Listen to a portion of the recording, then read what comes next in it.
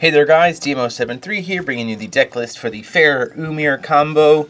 This was designed by Ipank, the kind of founder of Team Ogre. He played this list at Worlds. I made a one card difference change just for what I was expecting to see that day at Locals, but this is primarily his list. So yeah, it is a very, very powerful list that if you can manage to land the combo, there's really not much many decks can do against it. The kind of problem is, especially if this ban list from Europe comes over, I definitely think this list is very, very strong and needs to be something to watch out for. It just essentially takes the idea of playing an Umir combo and pulls out the reanimate idea, so you're just ramping into a hard cast of Umir, which is much harder to disrupt in this meta right now. And then you just combo off and your opponent really can't do anything. So Faerur is our ruler. We use it primarily because of the ability to recover our stones with the two elves. And then we can flip over into Faerur if we need to kind of help finish off the game and those counters for instant speed stuff. Plus you can sideboard some interesting tech with some elves if you want to, like Tia and her falcon, if you want to sideboard in some elves to make use of his flip effect. Going into the stone base, we play 4 Deep Woods, 4 Gusting Skies, because green, blue, white are the primary colors, and then we play a Stone of the Misty Wind, so that we have another blue-green source, and then just so we have a red source in the deck for something like Faerur or something like that, we have a Magic Stone of Blasting Waves.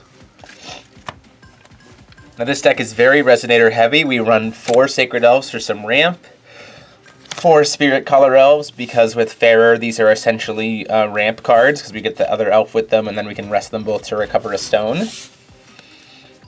4 of the Divine Bird for more draw power, as well as being able to serve as a blocker if we need to. 4 Melfi for additional ramping stuff. And then to round out, as well as damage stopping if you want to, and then to round out the ramp package, we play 3 Yggdrasil from Vingolf 3.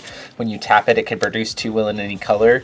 The curve is to try to play this on turn 2, so then you can drop Umir turn 3. It is kind of tricky to do, but if you manage to land it, it's pretty powerful. Then kind of going into the combo pieces, we play 2 Orphica, because you can bring this out with Umir and then flicker Umir in the same turn, as well as doing stuff like Flickering Hook, which is really nice. A Mephistopheles, which is also good to be able to serve as a red source for Lumia, as well as using all your elf tokens and stuff to just tap down your opponent's board. A Machina for additional will production, and he is a body, which is nice. Faerur, which you can use to clone either Umir, Hook, Orphica. You can clone the shifted side of Lumia to reset your life multiple times. It's really good.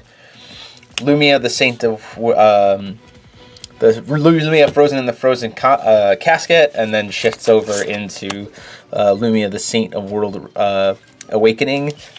We use this because her tap effect, her activate ability, is instant speed and will allow you to shift her, which is really nice because you can just instant speed reset your life and gain any spell that you need from your graveyard. 3 Captain Hooks, so that if you can't get to the Umir, you can still do something in progression by getting to 5 will very quickly. It's very easy to get to 5 will in this deck by turn 3. And then lastly, 2 Umir as the major combo piece. And I'll explain the full combo after I go through the rest of the cards in the deck. Spell lineup, we run 2 Faerur spell and 2 Severing Winds to help kind of protect the combo. 2 Faria summon to be able to grab Umir as additional copies of Umir or Hook or whatever we need. A 0 Circle of Protection to bring out with Umir, which kind of sets up the protection wall, which is really nice. And then to round it out as a kind of third win con, we have the Faerur's Command. You get so many elf tokens and so many ramp dudes that eventually you can just play Faerur's Command and swing in for a ton of damage if you need to. So going into the combo, when you play Umir, usually the first thing you'll grab a Sacred Elf or a Spirit Caller Elf, whichever kind of one you need, an Orphica, and then usually either Machina or Faerur. One of these ones like this, and then Orphica will flicker Umir, and then at the end of the turn he gets to come back in. So then you'll usually grab either another Orphica or Mephistopheles, another 1-drop, and then Lumia. And so the reason why this is good is because then on your next turn you have access to instant speed shifting Lumia to reset your life, and you can use Machina to use on Faerur during the end phase to clone Umir again.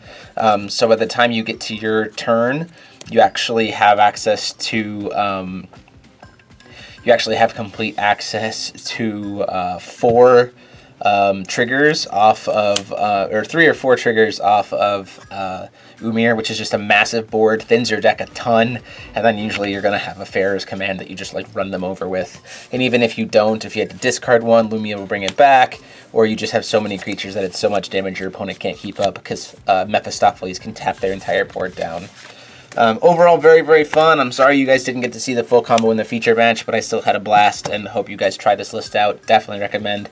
It's very complicated to play, but if you can master it and kind of get the feel for it, I think it's a really, really powerful and fun deck to give a shot at. So let me know what you guys think, or if you've played a version of this or had any success with it in the comment sections down below. Go ahead and like, comment, subscribe, and share out this video to all your combo loving friends. And until next time, this is DMO73 signing off.